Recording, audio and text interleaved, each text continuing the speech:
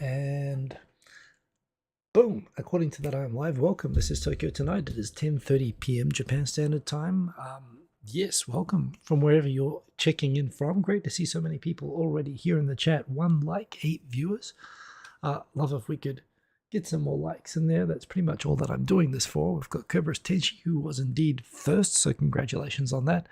Sadiq, good to have you in here. Sadiq Hakanguris, great to have you in here. Quentin Rankid, good to see you. One Johnson, wave, boom. Indeed, we've got Eric Bailey. Thank heavens. Now I know that we can start. That's how I knew we could start. I saw that you're there in the chat.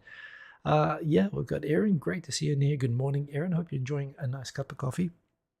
Actually, I've got a clock over here for the west coast of the US, which is kind of irrelevant, but 5:30 a.m., which I guess no one from there would be watching right now, but it's relevant for my work sometimes. Yeah, it's kind of funny. I actually just realized I never use it myself. In fact, I even forget how I created it. But yeah, down the bottom here, if I click on the emoji thing, it's actually got like a specific, maybe try typing : _ hikoboom. Try that.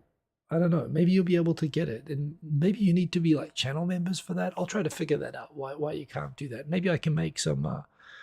it'll be kind of fun, actually. Maybe I should make some specific butter exploding emoji, since there seems to be a demand for that. Looking at Yoni, good to have you in here. Yoni, our man from Finland. The awesome works, though. So, okay, there we go. Hopefully it's all not getting... yeah, I wonder what the deal is with that. Anyway, still, it's good to see you all. Hope that you've had a good week. Almost there. Kerberos Tenshi, typo instead of P, it's an O. You mistyped there. If you get that right, maybe it works. I don't know. Let me see. So I think you do an... No, it's got to be underscore hiko boom colon.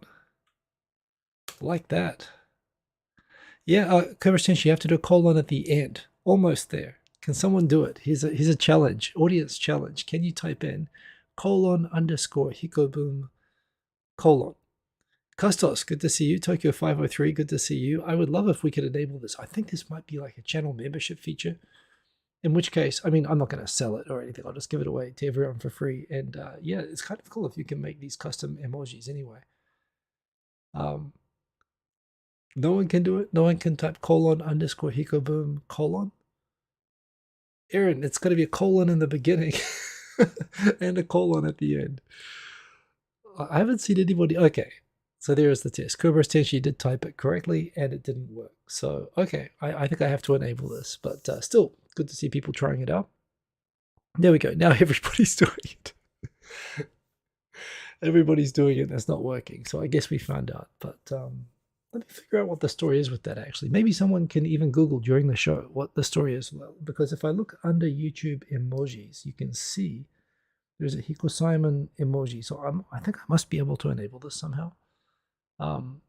Check if it's a membership feature or something like that. There's YouTube emojis, people emojis, and a Hiko Simon emoji. So yeah, there's got to be something going on with that anyway. Anyway, enough about the emojis. Yeah, interesting week. Of course, we have the kickoff of the world, because the football, soccer, for where I grew up. Although lately, even in New Zealand, everyone calls it football. So I guess maybe I should be, but just so that there's no confusion, the Soccer Football World Cup kicks off, of course, tonight in Qatar. That should be interesting. Always good to watch. I don't think New Zealand is actually in it this time.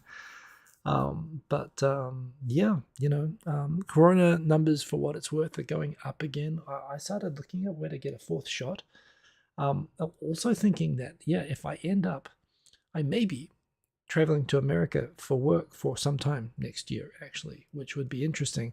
I guess if that happens, I'll want to get my vaccine like right before I go over there, because I'm pretty sure it'll be impossible to avoid it there. And so far, touch wood, you know, I'm going into work. I'm definitely doing more things that would expose me to risk for coronavirus, but I haven't at least knowingly had it yet. I've had 3 shots. It's possible I've had it and just never even knew that I had it, but yeah. Hiko boom for everyone. Hashtag Kerberos Tenshi. Yeah, it would be. I got to enable that. If Aaron can't do it, then clearly it's not enabled. Although somebody, I'll look it up myself actually. But if somebody wants to do the homework during the show and just quickly check, like, how can I enable channel emojis or something like that, and how I can give them away for everybody, that'd be cool. Anyway, yeah, crazy. Well, I've just been actually the other day. I've mentioned on. I am now almost equally active on Mastodon and Twitter. I really would be even more on Mastodon actually, except, well, one, I've got like 13,800 followers on Twitter, so it's a good audience there still. The other thing is that there are lots of news services that I just like to pick up news from, like Mainichi or Kyodo or NASA or James Webb Space Telescope. There are things that I like to follow, as well as people that I like to follow on Twitter to retweet and to find out news, to track news. Whenever there's an earthquake, the information comes up on Twitter right away and people share it. And all those services aren't on Mastodon yet. That's the main thing against Mastodon, although I must say it's a great community there. And I'm basically posting on both services at the moment. So I've put this on to my Twitter, but yeah, just in case you're interested, if you and just given how I'm worried that Kanye West is about to be made, there's about to be a poll by Elon Musk putting Kanye West in charge of moderation for Twitter or something. So just before it completely self-destructs, it still is a lifeboat for me, but I do like the extra characters, and I am posting on both. So if you are looking for a lifeboat from Twitter, if you are a Twitter or even any other social media user, I am on the Famichiki server, so you can add me on there. I'm Hiko Simon JP at Famichiki.jp. And I must admit, for things like sharing just general random thoughts, like for example, I just wrote a review of season 1 and season 2 of For All Mankind, which I'm enjoying watching on Apple TV at the moment. And just the fact I have 500 characters there just means I'm more inclined to write my opinion there and take some space than have to write it over like 4 or 5 tweets on Twitter. So that's a thing. I actually did decide to turn on. Maybe it was partly, it's in the topics for tonight. I loved watching the Artemis 1 launch that happened this week. I mean, that's awesome. That's a crazy rocket. It is just so wonderful to see space travel just like flourishing at the moment. It made me think I really want to watch For All Mankind. Just as all of these streaming services do, they get 1 or 2 shows to sort of attract you. And since I got a new iPhone, I get a 3-month use of Apple Plus for free. So I figured, I want to see at least 1 show, so I'll go check that out. So I took a poll and got a few other recommendations, but I've been watching For All Mankind, and I liked it. I recommend it even, but I did like season 1 better than season 2. I feel like season 2 is getting into jumping the space shark territory with soap opera drama, and I don't like the main protagonist. I was just tooting about this on Mastodon earlier, that the actor, the main protagonist of the show, unfortunately, it's got a huge cast of lots of interesting and fantastic characters and takes on lots of interesting issues. I love the parallel universe history of the 70s and 80s that it goes through. But the main character guy, Ed, is like played by the same guy who was the main actor in Altered Carbon on Netflix. And I feel like I'm sure he's a great guy, and he's even a good actor, but what if, for whatever reason, he just doesn't come across him? I don't want to watch him. I find his scenes the least interesting, and I think he actually made Altered Carbon fail. I don't understand how Altered Carbon was the failure that it was, because it's such a good idea. It's the Ghost in the Shell as a TV series idea, and it should be such a great thing to be able to do. So, kind of interesting there. But I really am, as a avowed space geek kid who still follows that. It's the main thing outside of Japan that I'm interested in, enjoy following is space, and it's a great series. So so while I didn't like some of the drama stuff, I really did like enough of it, and a lot of the characters and a lot of the topics that highly recommended. Anyway, that's what I've been up to. Great to see so many people in here already shouting out. We've got who else is in here other than Yoni? We've got DJ Sunnyside up. Great to see you. How am I doing with my 2022 goals? I got 2 down, 1K subs on UT, and your first $1 from your music. Congratulations, DJ Sunnyside up. My main one this year was actually Wait, and I got that. I got the Kenko Shindan with All Clear for the first time in like 20 years. So that was good. That was really the only big goal that I had. But yeah. Oh, I just realized I totally miswrote my handle on Famichiki. Let me fix that. Can I fix that? Let me remove that to avoid confusion. It's Hiko Simon at famichiki.jp. Apologies for that. Yeah, anyway, feel free to add me on there. Good to see. Believe in yourself. Great to see you in there. We've got Odie Jr. Indeed, bada bing, bada boom. Good to see everybody here for the squirrels, the butter, the milk, the peanuts, and the chips, and rock on indeed. Good to see everybody. We've got Kustos. Good to have you in here, Kustos. You're immune, so congratulations on that. How did you achieve that immunity? Basically, I think he turned himself into the FBI. I think that's how you do it. You just say, I would like immunity, please. And you just have to put all of your friends into jail. So yeah, let's dive into the topics. Not a lot, but a few things going on. Some interesting things happened in the news tonight, or during this week, and things which this is all taken from my Twitter, because Twitter is not Mastodon is not integrated into Flipboard. But I am hoping that all the things move over there in time, because, like I say, I'm not looking to jump off Twitter, but I am a little bit worried. And I'm actually enjoying Mastodon, so it's worth checking out anyway. You can follow me over there. First thing, a Japanese town live streams its elected politicians to make sure that they do not fall asleep during town meetings. This is definitely a thing.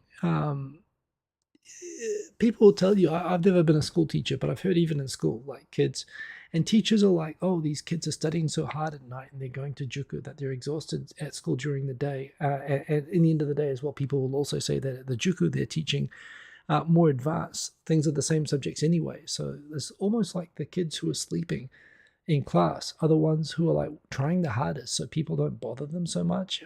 Where I went to school, if you dozed off ever in class, and everyone in New Zealand sleeps like 16 hours a night, so nobody's really falling asleep in class. But if anyone does, particularly at my high school, you would get hit by a teacher. When the Ministry of Education in New Zealand officially banned the strap, the punishment of caning or hitting kids with a belt.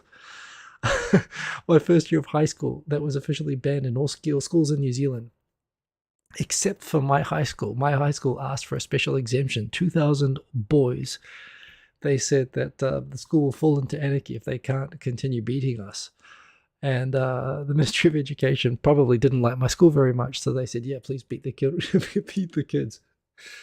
I was never strapped. I was too much of a wuss to do anything to get strapped for. But that I've seen kids get hit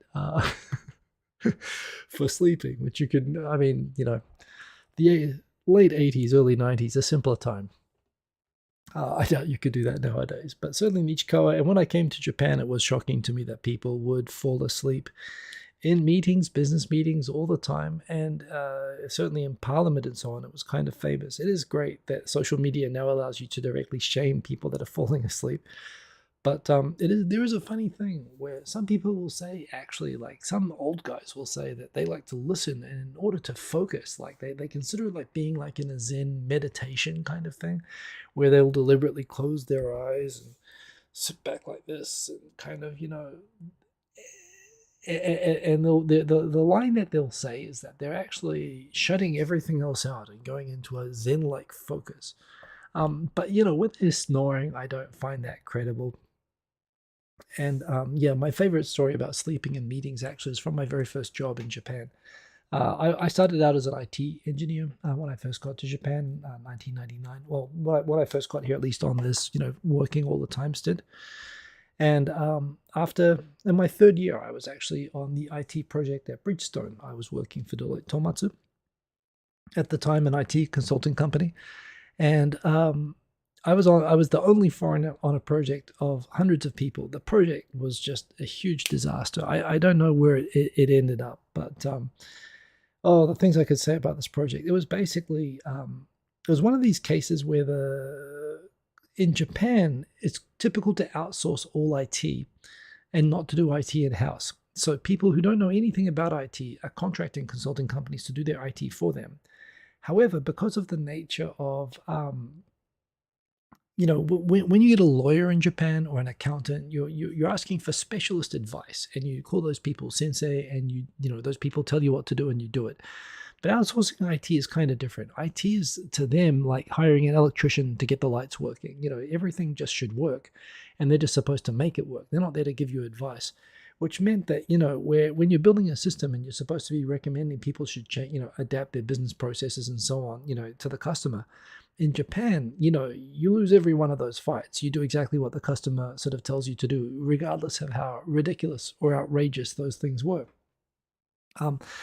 When you have particularly old-fashioned artisanal like engineers and so on, like at manufacturers, and I was at two manufacturers, a silicon wafer factory and Bridgestone, they would not accept having to change anything. They were all using 1970s computers, green screens, with specialized keyboards that had a unique layout because these predated there being standardized keyboard layouts.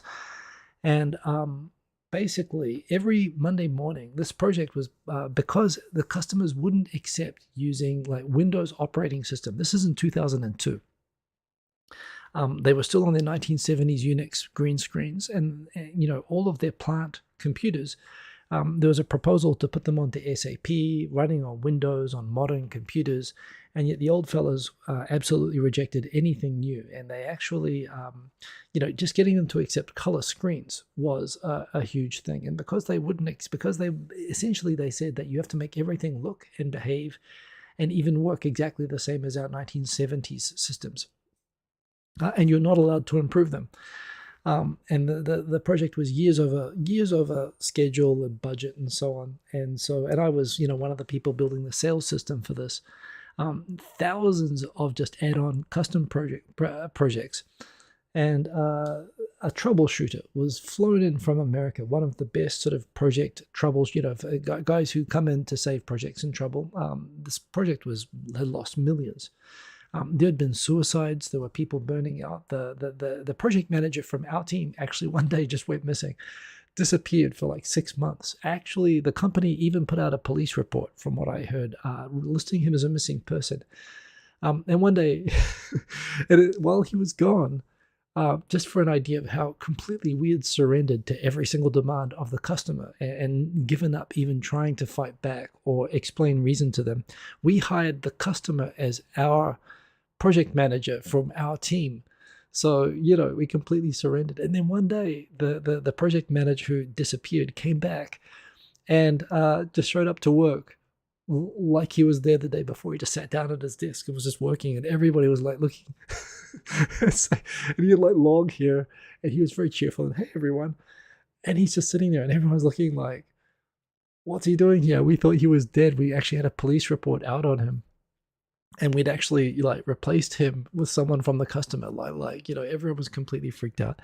So I walked into the middle of this project. I was assigned midstream, replacing somebody who had burned out and gone to hospital. And by the way, while I was there, I knew two other people close to my same time that I hired who also were hospitalized with mental stress, mental issues, or somebody who from burnout and stress had a stomach ulcer, which I saw in other cases as well. So, just an incredibly awful environment.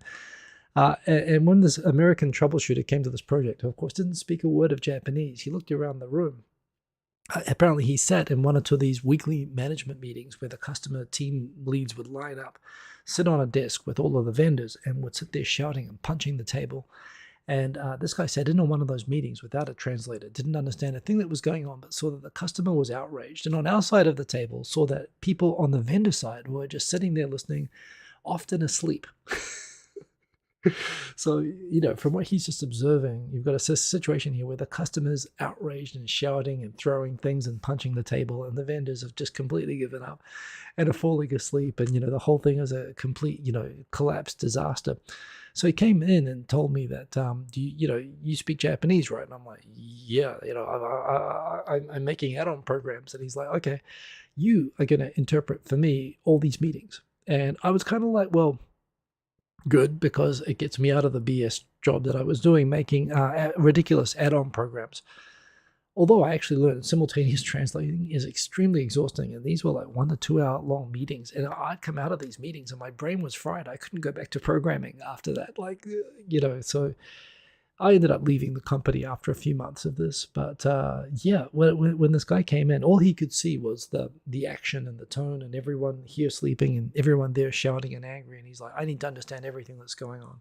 Two funny things with that, by the way. One, when they heard when the other vendors and our project manager saw that this guy was dragging me into this meeting to interpret for him, he told me, okay, Hiko, you need to not translate about this and this, because we've had these fights and we've lost them, and we don't want to go back over through these fights again. So, there are things that we're not proud of, but we don't want you to let him know. I was like, dude, I don't know. I'm just going to translate everything that's said. I can't filter, and I'm not going to censor for you guys, although I was extremely junior. But I come in the meeting, and anyway, the things that the customers, when they're punching the tables and shouting, of all the things that they're doing, I mean, some of them were describing, there's this thing on my desk, and it's like I have to move it around, and none of our guys are used to using these. I think they call it a mouse or a mouse or something like that, and none of us, we're all very angry that they're telling us to use this. So you need to make the system so it will work without a mouse, and stuff like that. It's like the screen's blue, but we're used to it all being black and green font, and why it doesn't look different. It's not acceptable. This must stop at once. And all these guys are just, completely like, this is BS. And this goes on for hours every time. And I'm typing, translating everything on a screen for this guy. The funniest one, by the way, was when when the guy realized, the American troubleshooter realized how much trouble this project was in, and started to lose hope of ever being able to save it, was when the customer at one point, he said, okay, you've gotten rid of the mouse, you're using our weird 1970s custom keyboard, it looks like a green screen, everything is good, there's just one final thing. Someone here from this company, I think it's called Microsoft. And the Microsoft people, reluctantly raised their hand and said, yes, Microsoft people, we've noticed on the screens at the top, there is this kind of a colored band at the top of the screen. And they go, yeah, that's the task. That's not the taskbar, that's the window. It's like, yeah. And beside it, there's like a line and a square and a cross, like in 3 boxes at the top of it over there. And the Microsoft people are like, yes, it's a Windows operating system. Those are the windows. That's to maximize the window, to minimize the window, and close the window. And the guys were like, yeah, well, these windows, I mean, they're just going to confuse people. So we're going to need you to take the windows out. The Microsoft person asked, oh, are you asking us to take the windows out of Windows now? And they're like, yes, please. Everyone's going to get very confused if they see those windows. And just for an idea of how browbeaten the Microsoft people were, they didn't even argue back. I mean, like I say, on a project where typically for SAP implementations, you risk the integrity of the system if you make more than 15 or 20 add-on programs. We had made over 5,500. I was overseeing 500 sales add-on programs. I mean, we had completely given up, arguing with the customer, and it was the Homer of systems. So basically, when the guy realized that everything that the customer is saying is just pointless, and the whole thing is a waste of time, and I'm stressed out typing on the screen, and it went from this guy being really alarmed at how outraged the customer was all the time to one day I'm typing and I hear it snoring beside me, and I think it's one of the Japanese guys, and I turn around and it's the American guy. I'm typing on the screen, killing myself, simultaneously translating the stream of crap just coming from the customer. And after a few weeks, even the American guys realize it's all BS and has just given up and has fallen asleep, just like all the Japanese guys. And anyway, I'm killing myself trying to simultaneously translate everything, and he's fallen asleep, the guy who I'm translating for. So I just typed on the screen that, sir, you are becoming more and more Japanese every day. And I left it there. I folded my arms. And he woke up about 5 minutes later, and he tapped me on the shoulder and he said, I'm sorry. But yeah, I quit that job not long after, but it was, that was the most quintessential sleeping in meetings. But believe me, I've been in so many crazy IT meetings where they were not sleeping in deep meditative thought. They were sleeping, trying to, as a way of kind of escaping the room, trying to escape the current dimensional plane, and succeeding. And I'm sympathetic to these city council workers that were no doubt trying to do the same thing. But Not cool. People are paying taxes, so drink more coffee. But yeah, it's funny how it is widely accepted in a lot of meetings in Japan, and it is crazy to me as well, But and I will call people out if I see someone dozing. I will ask them questions. But it's also something as well that I do see people. Again, it's one of those things that you do when you work so hard and you care so much that you hardly sleep, and as a result, you're falling asleep all day. But I do remember when I was working in foreign companies, whenever we'd have like overseas managers come, and the hardest working Japanese people are like falling asleep in their meetings with the global leaders, and I'm throwing stuff at them like, dude, look, I don't care what you do for the rest of the week, but please stay awake for the next 45 minutes or else we're both dead, It's cultural, I guess. I had to explain that sometimes, but yeah. So anyway, a little bit of a story, but that was, man, those were wild. That project was wild. When I actually went to the guy who introduced me, helped me get that first job. He was actually a senior leader there who was going to help me look for a job in law firms. And he said, hey, why don't you go for a job here? And I was like, I did. He came back and I said, look, it's been 3 years and I've got a great offer. I'm going to move on. I really appreciate everything you've done for me. He said, what project are you on? And I said, Bridgestone. He's like, oh, that's why you're quitting. I was like, if you know just from the name of the project that's why I'm quitting, can't you do something about it? But yeah, it was a special time anyway. It was a growing time for me. So anyway, sleeping in meetings, that definitely happens. In news that kind of sucks. Taxi fares, they actually went down from like 620 yen to like 420 yen, which is based on charging for shorter trips. The idea being here that although basically the whole taxi system in Japan, which is still, Ubers have never really caught on here, ride sharing. Taxis remain highly regulated. And like in most countries, when they still had regulated taxi systems, the idea is that, you actually, it's a form of welfare. Like people wouldn't let the trains run all night in order to ensure that the taxi drivers have jobs to do and so on. And yeah, the managed minimum fares were always quite high, always 600, 700 yen even. But with the Olympics and realizing that people, even for short trips, would need to take taxis, they did agree to lower the minimum fare to 420 yen. However, it is, as of right now in Tokyo, it's gone back up to 500 yen. So still better than it was before, but it has gone up. I don't really use taxis that much. Honestly, it's really if I'm in an unfamiliar area or it's raining or it's something for work or I'm taking someone to a restaurant or something like that for work, I might use a taxi. I don't use them so much anymore, but that is the thing. By the way, I'm just going to go into the chat briefly. I see that we've got DJ Study Side Up. We need IT. Oh, Kubra's Tenshi. Yes, we need IT Confession series from Hiko Simon. Well, kind of Japan Business Time. I definitely tell a lot of old work stories. But yeah, I can definitely, do a series of those. And again, it's another thing I've been doing on Mastodon just to advertise a little bit. I've been telling a few more stories from the old days, which I'm enjoying doing. Quinn Rankin, what language was I programming in? I was using SAP, so I was programming in ABAP, which is a specialist SAP programming language. It's very much like C++. It's a fairly high level programming language, so it's fairly familiar to people who can do Java or C++. But instead of actually getting certified in those other programming languages, well, I had like ABAP programming books, ABAP, and I threw them all out when I quit, and I was never doing an IT job ever again, I said. And since then, I've been working in 2 IT companies, but not as a programmer, as a lawyer. That said, I actually, I definitely, when I do when I'm a lawyer for a project, of people doing what I used to do,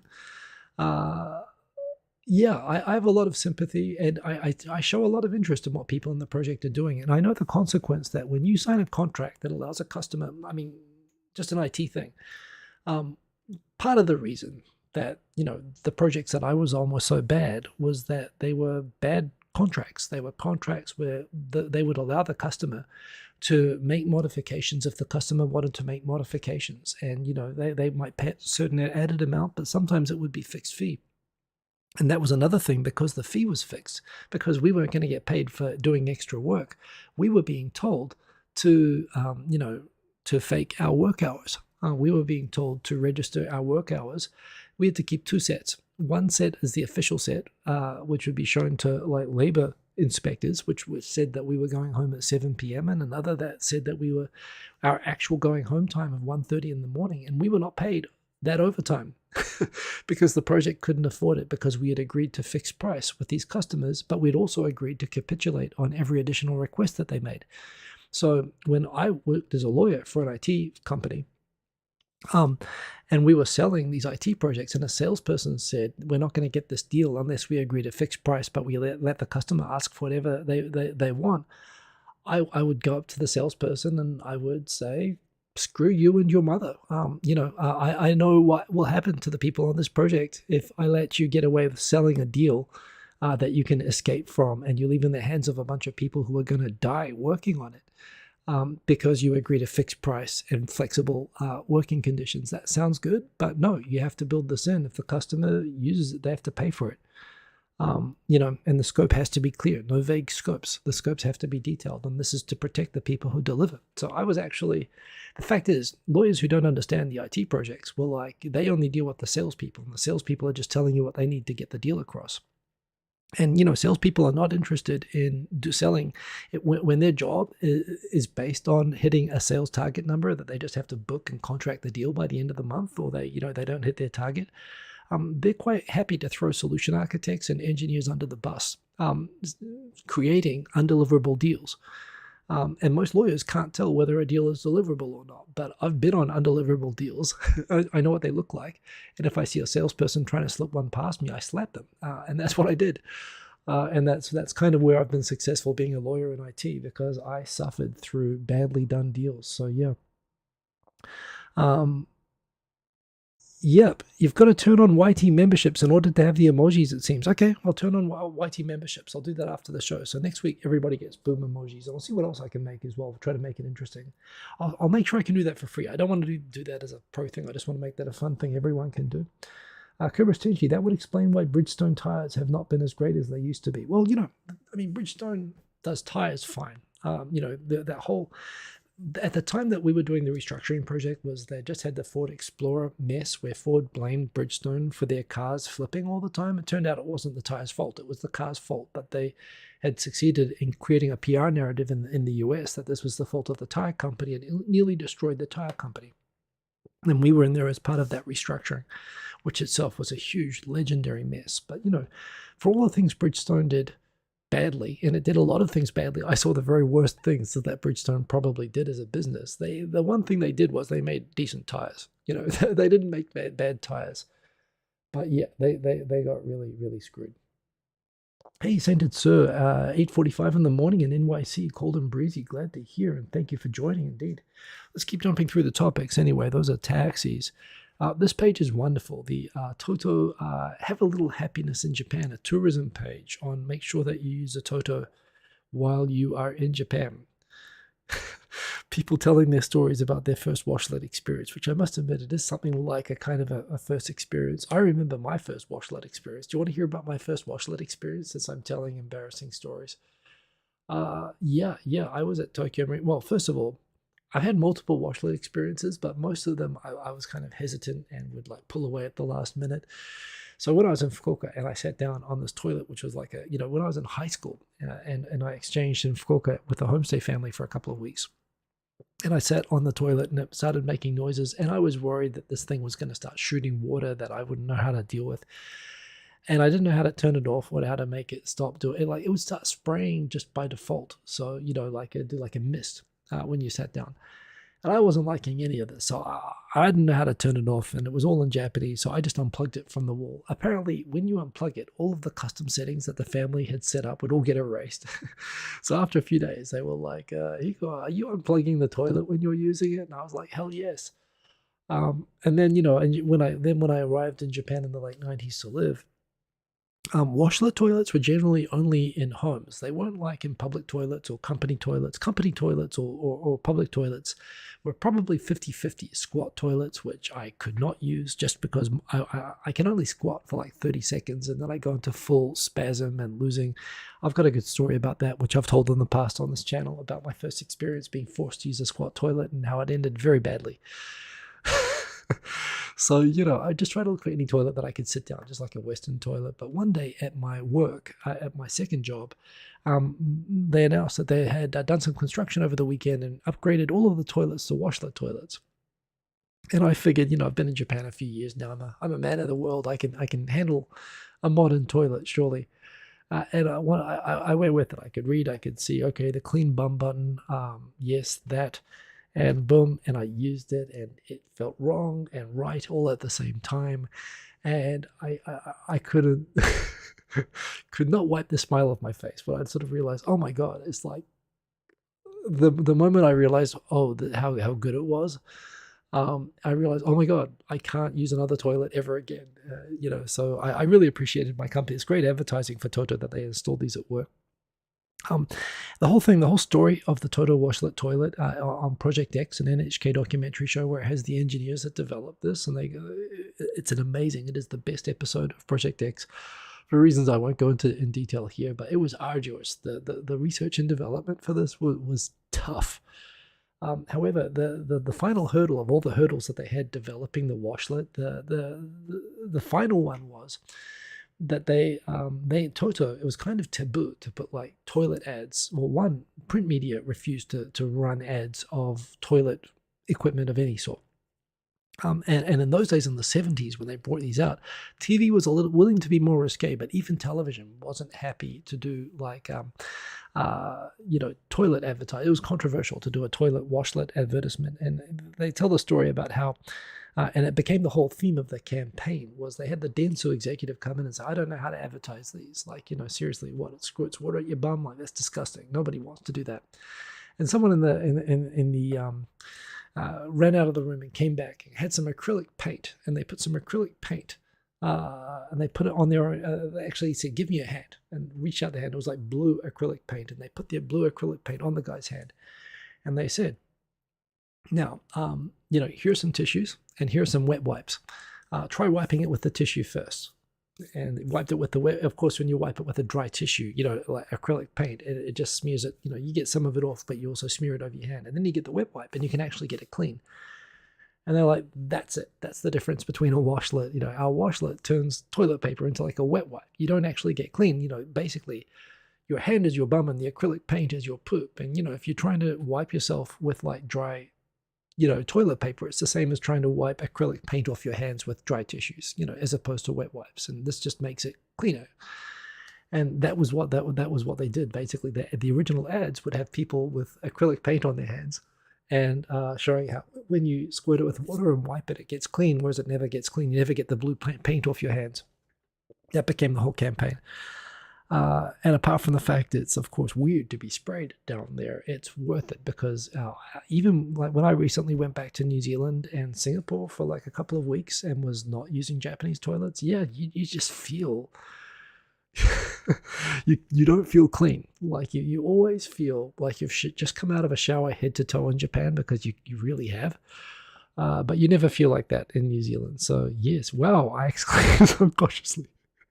Yes, I exclaimed subconsciously, wow, as well. But once you get over yourself for it, they are, I don't know, I couldn't live anywhere that doesn't have these anymore, So, people, I don't know what the story is with the noses all here, but yes, so clean. I mean, this person looks like she's had a few too many tequilas, actually. I don't think, typically in my life, when I've been in that position over the toilet, it hasn't been to hug. Well, it has been to hug, but it hasn't been to say it's so clean. I mean, maybe it's been clean and maybe I've thought it was clean, but that didn't last for very long. But this whole thing, it's so warm. Yes, heated seats. Oh, that's another thing. I was back in Christchurch and it was like 0 degrees. And yes, just that thing where you have to get up the willpower to sit down on a cold toilet seat. You don't have to do that. So yes, all these people with strangely illustrated noses are very excited about a toilet. That really shouldn't be a fountain like that on its own without someone sitting on it. But you go, Toto. Seriously, Toto's like awesome. And I can't live without it. So yes, dangerous business. We've got Kerberos Tenshi. I once had a Toto representative in front of me when you were doing interviewing for Delta. They wanted to fly from Dusseldorf to Atlanta. Easiest interview I did in that part of my job. Well, there you go. Are there Japanese toilets in South Korea? Good question. I mean, I assume South Korea I see as being kind of equivalent on being paranoid about cleanliness, but whenever I've been over there, I'm trying to think, I don't think they had them in the hotels when I was over there. But maybe they've come along. I mean, even in Japan, they'd only really caught on in the 90s, really, in the 80s. Really, they became in every home in the 90s, but they weren't really in companies until the 2000s. So I think they are. But now that I think about my times going to Korea, I don't think I've run into them. I think the toilets there have been kind of, regular Western. So, yeah, kikitsu. You learned that term from a show that you were. Oh, I was on in Japan. You were on a show in Japan, Kobras Tenshi. That's a horrible word to learn there. Demaster, good to see Demaster. Glad to have time to join me again. Indeed, glad to have you in here and glad to have everybody in here. Yeah, it's always more fun when I tell some stories. Let me see if there's any questions in here, by the way. I think I can. Where do I go? Questions. I think I flip into the question menu here. None in the Odie Junior. Do I think we were born too early to experience genuine space travel and exploration, i.e. boots on the ground, aside from the moon? Well, maybe.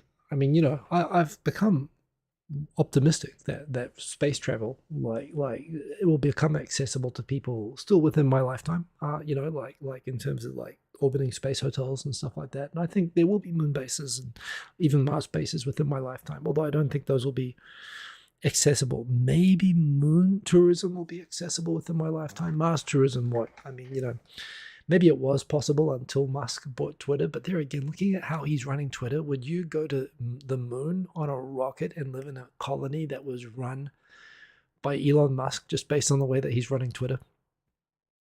My confidence has dropped a lot, even though his rockets are awesome. SpaceX is awesome, and I do love it. And I'm very optimistic about the prospects for space travel.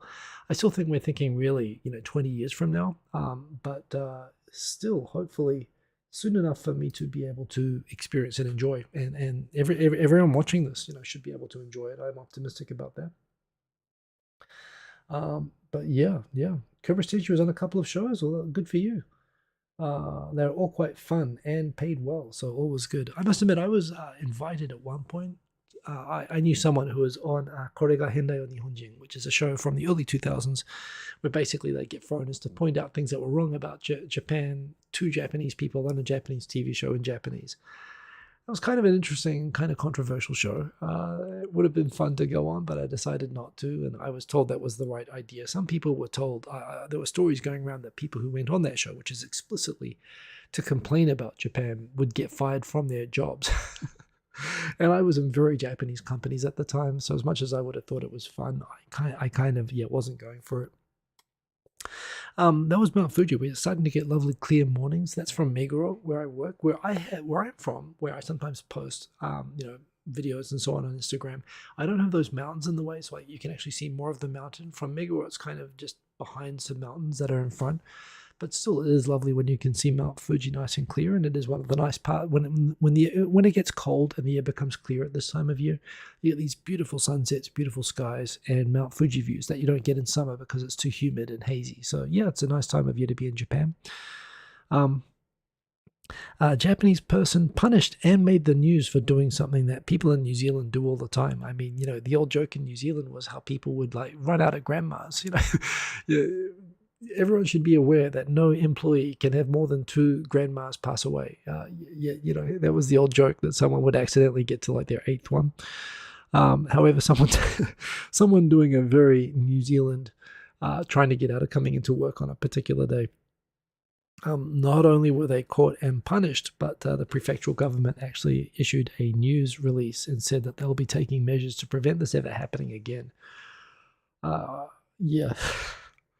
I thought that was just kind of sad and hilarious that they announced that one. Interesting survey here, which I had some interesting discussions around online. In Japan, I think this is really in light of 18-year-olds and younger people in Japan. it's kind of funny. You always think of young people as being more out of control and wild than the previous generation. And people always complain about kids being out of control these days, which has definitely been the case for most of human history and most of the last 100 years anyway. And yet, it seems like the script has kind of been flipped with the current Gen Z in particular, with the current sort of generation of kids. They drink less.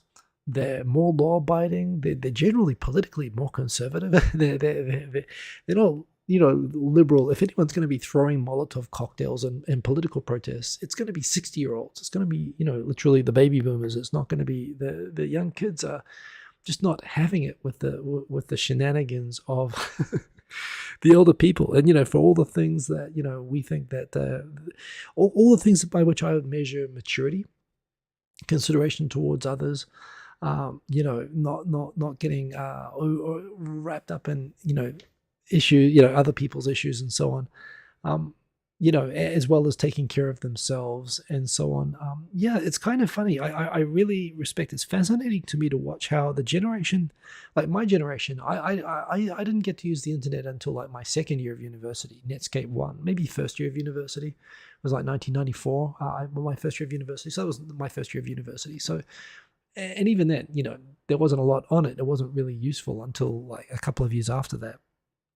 Whereas now, and because of that, you got people who are socialized and grew up where, your social circles were family and, 10 or 12 close friends or whatever. And with those people, generally people can be a-holes and they can speak very sort of openly. And it was kind of weird when all of a sudden everybody could talk with everybody all at once. And none of us knew how to behave, right? I mean, there were online communities and so on. There were Usenet groups which had their rules for how to behave and, sort of net terminology and all that sort of thing. But I think it certainly is characterized that the people who grew up, who matured before the internet arrived, or when the internet really wasn't very developed, like pretty much through the 1990s, I think are consistently the worst behaved and least disciplined online, because I think that they don't appropriately distinguish between behavior online and behavior like in private. And it's really interesting to me watching my cousins and watching people online in general that I find, the younger people are, the more, it's inevitable that they're going to be more savvy, but the way in which they're more savvy is, they don't get wrapped up. They realize the waste of energy and how toxic and how actually dangerous things like trolling and so on are, and what a waste of time it is arguing with strangers on the internet about things. And they just don't do it. They just do what they're interested in, and they control their space and what they see and what they don't see, and they're quite happy with that. And it's kind of funny whenever I see people saying that Twitter's trying to censor me because I wanted to, I violated their terms of use with things that I was posting. Well, why did you need to be saying things that violate the terms of use? Now, again, for people, if you're among friends or whatever, you might live in a place where you might be able to get away with saying extreme things, as you might within your family or within your trusted circle. You might say racist things. You might say, things which in normal polite society, you might say violent. You might say so-and-so should be taken out and shot. Or you might say, sort of extreme, stupid stuff. But yeah, you don't say that sort of thing out in public. Or if you do, there's something kind of wrong with you. But again, people like that often don't, generally end up in a life situation where they can travel and do that much damage. I mean, I've heard cynical American friends say that the biggest threat to America is allowing ignorant people to have passports because they do a lot of damage. It's not just America. Every country has that kind of a problem. But what I do find is that young people generally have much more discretion than people. Whenever I'm dealing with like unhinged trolls or people just saying weird stuff or whatever online, it's almost always people my age or older. It's not younger than me. And I respect that about young people. I respect the fact that they have more self-control over alcohol. They have more mature attitudes about drugs, both using and regulating. I genuinely feel like the world is improving around this. And I interpret these, when I said I think that the fact that young people who recognize the harm that, for example, internet, trolling and defamation can cause, including problems like people becoming traumatized and committing suicide and needing counseling and stuff like that. and and the idea, the need for accountability for that sort of behavior. I think people my age, and even when I tweeted this, I thought this is a sign of maturity. A lot of people said, no, I don't like the fact that young people are in favor of censorship. People should be able to say whatever they like. And I don't know, I think the kids are right on this one. I really do.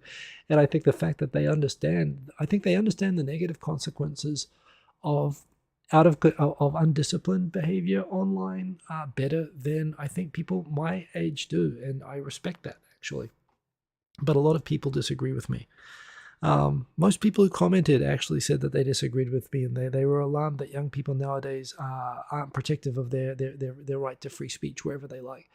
I'm not against free speech, but I think, one, there are reasonable limits to free speech, and two, there are things that you say, in private, and there are things that you say in public, and I think people need to appreciate a little bit that there should be a filter between those things, and yeah, certainly when you say things that, in terms of the penalties for people who cyberstalk and troll and engage in hate, and essentially acts of violence. I mean, yeah, I'm not American, and free speech is a wonderful principle, and most countries do uphold it, but with reasonable limits.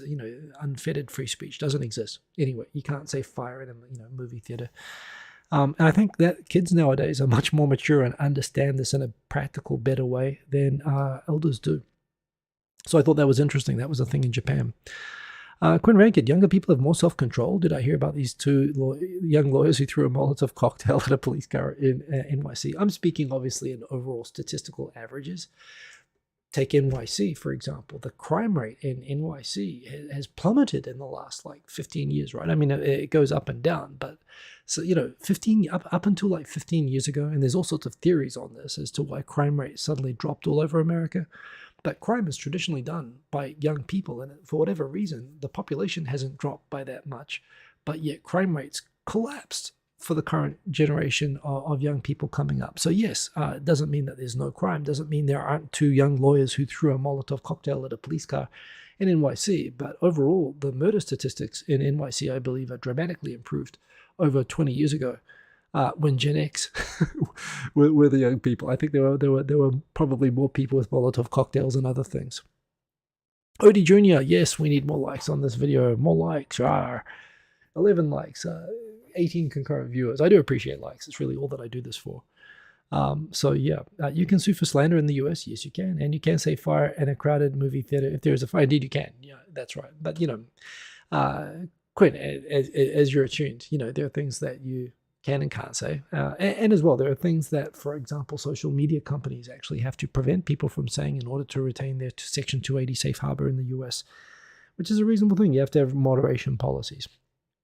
Of course, that's about to be tested, so it'll be interesting to watch Twitter. Artemis, this was awesome. It was a big rocket. It was cool. It was exciting. Can't wait for the Starship. Elon, get the hell off of Twitter and just focus on your enormous rockets, please, because those are awesome. And I really want to see the Starship, like the orbital Starship and all that stuff. Those rock, Twitter stuff just doesn't, it's just a mess at the moment. But seeing this after years of frustration and waiting and Boeing messing things up and so on, seeing this, the SLS, the Space Launch System, and yes, it's a retooled space shuttle, but still, it's great to see. That thing is from November 21, from tomorrow, is going to be orbiting around the moon, unmanned, of course, but the next one after it will be manned, and they're going to be landing people on the moon really soon. And yeah, it's awesome. I grew up wanting to be an astronaut. I grew up wanting to fly on this, wanting to move to America, move to Texas, become an American, study astrophysics, become a mission specialist on the space shuttle. That was my dream. And I didn't really appreciate it because I grew up with the space shuttle, thinking that the space shuttle was the most awesome thing ever. Whereas in retrospect, it's a fair assessment that yes, the switch to the space shuttle really kind of ruined progress in space. It resulted in giving up on, it was hand in hand with giving up on sending space probes, exploration probes, and going to the moon. It became an excuse for just utilitarian low Earth orbit satellite launching. And getting rid of the space shuttle has really opened up the possibilities. Again, it's good that they're using the space shuttle parts and they're keeping people in jobs, and it's a spectacular rocket. But Very exciting time at the moment. Very excited that we're going back to the moon and going back to hopefully put bases and actually set up a permanent presence there. And hell, I mean, the idea of doing things like astronomy from the moon, the idea of doing mining on the moon, the idea of doing manufacturing in space and on the moon, the idea of setting up a way station for going to Mars and going elsewhere in the solar system, and everything that's going to come from that, and the benefits that will come to humanity from that. And no one knows what they are, but, think of all the innovations that came out of the US space program previously and the kind of surge of innovation that's happening right now. Super excited about this, and that's probably why I wanted to watch For All Mankind on Apple so much, because that is so awesome. Let's keep going. Survey investigates discriminatory police questioning in Japan, and it is funny. I think that survey, I read the results of this. The Tokyo Bar Association surveyed foreigners and found that 50% of people had been questioned by police more than once in the last year. Certainly, and a lot of interesting questions here. Generally speaking, police in Japan, I mean police like anywhere, they generally stop and question people who they determine look suspicious, and that may be both based on appearance and circumstances, and other factors unquestionably like race and how well you're dressed, for example. I've not done jobs. I've done jobs which involved wearing a suit, but most jobs I haven't. That said, my whole 23 years in Japan, I've been stopped by police actually once. Only once in 23 years I've been stopped by the police. And I was riding a bicycle at 2 o'clock in the morning from Shibuya with a broken light. So the light was off and I was riding a mamachari bicycle at 2 o'clock in the morning. And they asked to check my bicycle registration. And honestly, I would have checked myself in those circumstances.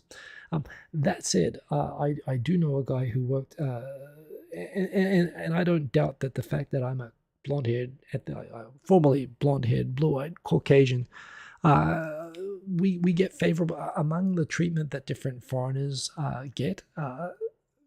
Caucasians get favorable discrimination by and large, particularly Caucasian men. And it's not fair. Most of the discrimination we get, people are like extra nice to us, and they'll treat people from other backgrounds differently. That said, I do know a guy who was a stockbroker who commuted up Yasukuni Dori, up Yasukuni through Shinjuku to work. And he was on the night shift for the US stock exchanges, and he would complain that he would have the police stop him like once a week. Even the same police who had checked his ID previously would check him, and he was starting to say it was feeling like harassment. And he was, even more straight-laced, Caucasian, clean-cut, well-dressed, more than I was. Partly it's probably riding a bicycle in the middle of the night is part of it, and the police probably having nothing better to do. I've definitely heard of people, for example, if you have visible tattoos or dreadlocks or piercings and so on, police will consider you suspicious. And in Shibuya, this happens a lot. People just straight up, based on stereotyping, based on your appearance profiling, they'll come and ask to check your bag. And there are websites that go into as well what your rights are in this situation. Generally speaking, with Japanese police, they are allowed to ask you to produce ID.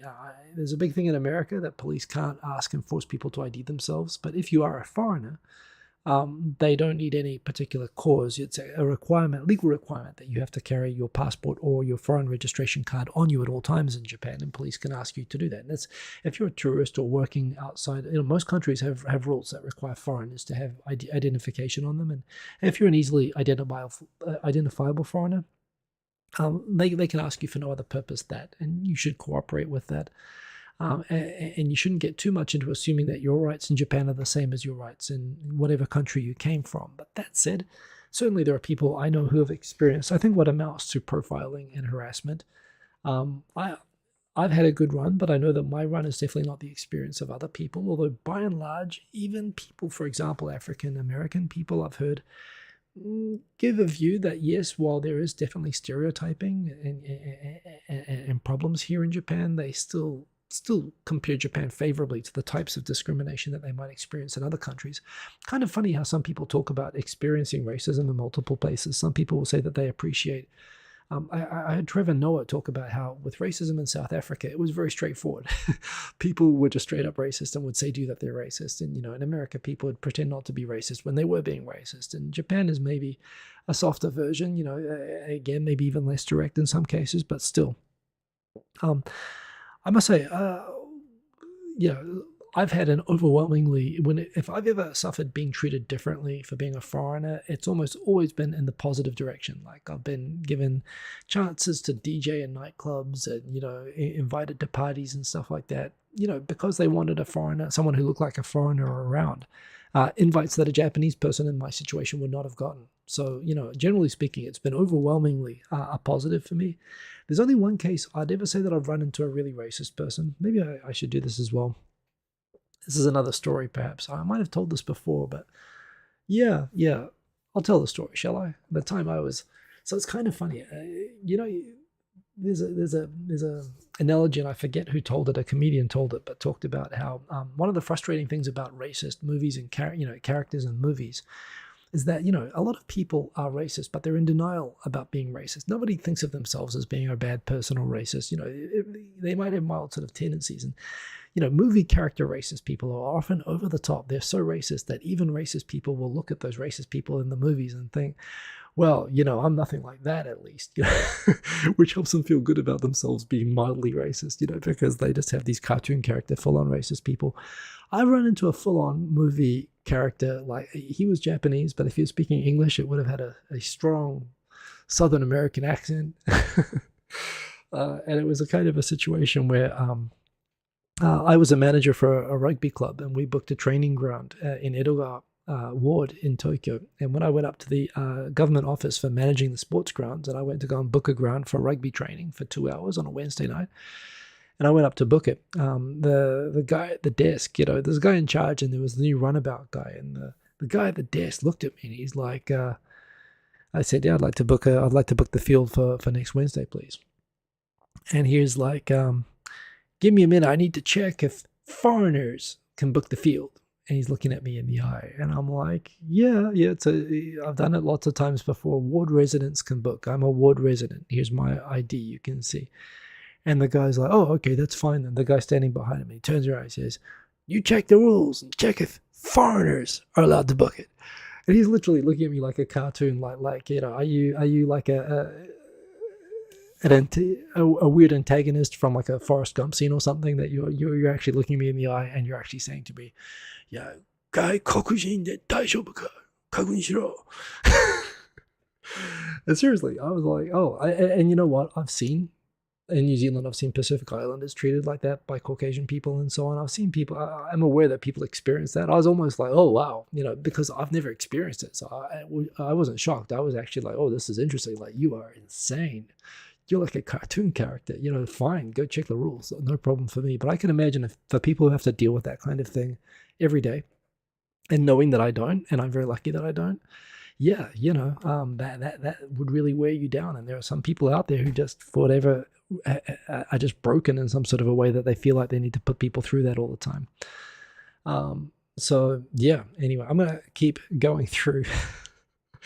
Let's say 23 years, that's like the one thing. I mean, so much so, I'm pretty sure that even in New Zealand, I've probably been, like, seriously, I've probably been more racially discriminated by fellow white people for having such a bad tan in New Zealand than I've been discriminated against in Japan. I'm a frequent winner of worst tan contest, by the way. So North Korea launched an ICBM. Again, they fired it straight up because they're trying to minimize pissing us off. Although this one did land inside Japanese exclusive economic zone. This was right when the Russian missile or Ukrainian air defense missile landed in Poland, and the world seemed to be going to hell in the middle of the week. North Korea launched the Hwasong 17, Hwasong, that sounds like a French croissant or something. But yeah, the Hwasong 17 missile, which actually is the first North Korean ICBM that can actually hit anywhere in the mainland United States, 15,000 kilometers. Got surprisingly little press in the US, frankly, because the US is really, well, North Korea can't really put anything meaningful on it. Yes, they can fire a missile that can land anywhere in North America, but what are they going to do, seriously? And, America's would still wipe the floor with them. It's a little bit spooky that they can now reach America, and it is a scary milestone. But I did like this BBC. Someone, I assume, I don't know if this is official, but the Missile Defense Agency from the BBC has pointed out that yes, first satellites detect the missiles, and then you have a giant military cat launched by ship or land to intercept and destroy the missile. Definitely what we need at the moment. We need more of these. You know what, DJ Sunny Side Up. I mean, again, I know some people are triggered by the word gaijin, and I don't know if he might have said gaijin, but the word itself doesn't bother me actually. I have friends who say gaijin, and I'm not going to correct them and say you say gaikokujin sama, Mister. Sometimes I'll sarcastically say that just to try to wind up my friends, but he might have said gaijin. I deliberately used gaikokujin when I was speaking, just because. Just when I was telling the story, because that wasn't the point. He didn't need to say, and this is the point about that word as well. It's not the word that's the problem. It was clear his intent was what was clear, and he could have called me, your royal worshipfulness, and it would have still been racist. The way, the situation was very, very clear. Like I say, it was cartoon villain type delivery. Yoshiro Mori, who I frequently raise, the Olympics chairman, who I think is almost unquestionably the worst prime minister post-war, former prime minister of Japan. He gave a speech during the week where he was at a political event fundraising for a former leading pro-Russian politician in Japan. He was speaking, saying, "I don't know why people don't criticize Zelensky more. Why is Japanese media always only critical of Putin? It's Zelensky who's drawing out the war with Russia. Like seriously, how is this guy still not in jail? Actually, I mean, for all the corruption now turning up associated with the Olympics that he must have been involved in. Again, no direct evidence has come out against him, but at this point, it's like everybody around him is in jail for knowing about all the corruption that was going on. So just, again, ridiculous stuff. Speaking of ridiculous politics stuff, actually two stories happening there at once. The Minister for Internal Affairs and Communications is about to get kicked out because he's he was found to have been fundraising and collecting political donations in the name of people who have stopped working for him 10 years ago. Basically, it looks like he's fraudulent accounting of his political fundraising to get elected. So he's going to be fired because it looks like more government corruption, which is why the Prime Minister's popularity is tanking. And the other thing this link is also talking about is there's a dangle. Man, I could talk about dangles. We're 10 minutes over time. Dangles are bid rigging collusions. I was actually once at a company where my manager was involved in bidding for government contracts. And while our company was never caught or punished for bid rigging, we were involved in bids where everyone but us was punished for bid rigging. And I remember going to lunch and my manager saying, bid rigging really is one of the wonderful things about Japanese culture, how people can just get around and sit around together, and rather than tearing each other apart and, trying to undermine each other for competition, we can agree to, cooperatively work for the benefit of everybody the same. That's a very Japanese thing that you'd never be able to achieve in other countries. I was like, well, and I said to my boss, he was a law professor, praising bid rigging as wonderful Japanese culture. And I was like, well, what about the tax? Isn't it kind of ripping off the taxpayers if they're all agreeing to fix the price and spread the work around? And they're agreeing not to compete, aren't they?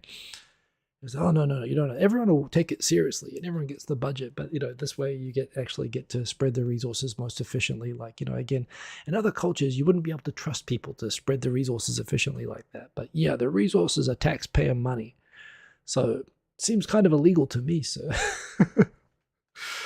But yes, he was adamant that bid rigging is wonderful Japanese culture. And so Dentsu and 9 other companies involved in preparation for the Olympics are now being investigated for wonderful Japanese culture. That's a thing that happened. Not surprising at all. And how Mori didn't know about that, I have no idea. And final one is that, yes, while the Prime Minister's popularity is tanking and he might not seriously get out of wet lettuce, he's not long for this world. A survey by the Mainichi Shimbun found that the front runner to replace the current Prime Minister is Taro Kono, the no uncles allowed man, and the just like Office Space. He's the man who will take your fax machine out with a baseball bat and deal with it, guys. So yes, I would love to see that. But there again, who would want to be Japanese Prime Minister? It's more punishment. So yes. Quint Rankit, was it against the law at the time? Yes, bid rigging is always against the law, but it's very seldom caught or punished. It used to be standard, even though it was technically illegal. In the case where my company was involved in bids that were subject to bid rigging, the bid rigging was found because former bureaucrats were involved in the other think tanks. Whereas my think tank had no former bureaucrats or government officials, so there was no coordination. At least there was no misuse of information by former government officials for the benefit of my company. My company was small, but the other competing companies all had this. So I was like, oh, thank heavens we did nothing wrong. And then my boss says, no, but it really is wonderful culture. So I don't know, maybe we should have been banned. But yes, it's very common practice to do that. So one of those things. Let's sort of final look at the questions, if anybody dropped a question in. DJ Sunny set up. Did I watch the Timberland interview on Producer Grind? I did not. Shoot me a link. I'll check it out, but I have not seen it. And yeah, I'm 10 minutes over. I'm gonna watch the World Cup opening. So I hope that you're all doing well. Kono, they're bringing in the young blood. Well, relatively speaking, I don't think Kono's a spring chicken himself, but he certainly is doing better in comparison to many of them. So, yeah, can we get a few more Hiko likes in the house? 16, it's not bad. 27 concurrent viewers. I do hope you enjoyed the show tonight. It was fun talking to you, like it always is. Do follow me, Hiko Simon, at famichiki.jp on Mastodon, just in case Twitter's not here next week. But I'll be here next week. I'm always here. I've got nowhere else to go. 10:30 p.m. Japan Standard Time every week. And yeah, follow me on Twitter if you want to keep up with the stuff. It's still where I'm pulling the topics from. But Mastodon, I'm putting in longer posts and sharing more thoughts. So you might find that interesting. And it's a nice haven to go to. And do have a good week, everybody. Stay safe from the Rona. Leave me a like because that's all I'm really doing it for. And keep cool till after school. Peace. Boom. Thanks all. Kono Taro, not Taro Kono. Indeed, December Clouds. You got that right. Also, good to have you there in the chat. Have a good week, everybody. See you next week. Any stream. Boom. Boom.